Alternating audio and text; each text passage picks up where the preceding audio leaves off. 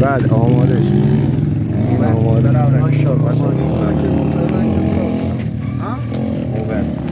ماشاءالله آقایون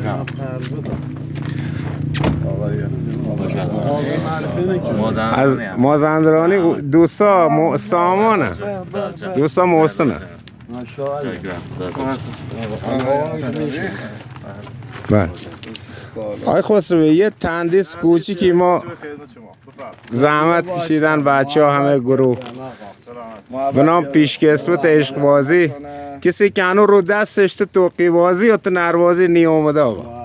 شما زحمت کشیدید، سلامت باشیم. ما انشاءالله که به عشقتون برسیم. ممنون، همه‌تون موفق باشید. ممنون قربان. یه تعداد کبوتری هم وردیم به عشق شما راه کنیم. بچه آقای حمزه، آقای عسکری شروع کنین. بچه کفتراتون ول کن. هادی عسکری کفتراتون ول کن.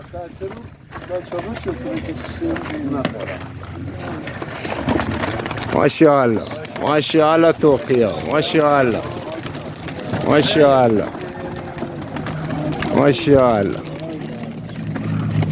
ماشاءالله ماشاءالله ماشاءالله. آوازمتون گرم. آروم.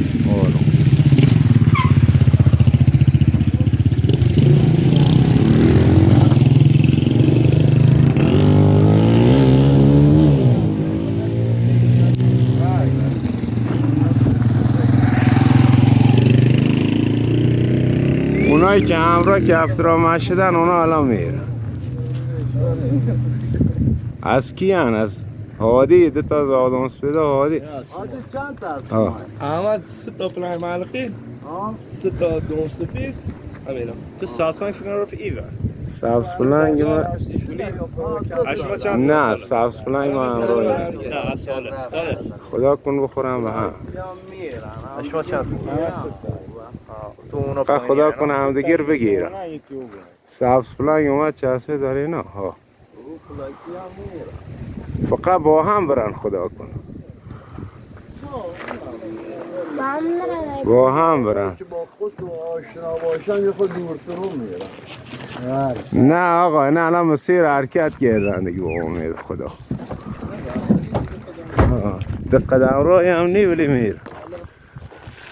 میخوام همدیگه رو بگیر. ها ای همدیگه رو بگیرن عالی میشه. مسیر خوش مسیر شد. فقط توقیا با هم بشه. ماشاءالله او سبز پلنگ سیاه پلنگ مال کی نگاه کن. ماشاءالله او حیوان.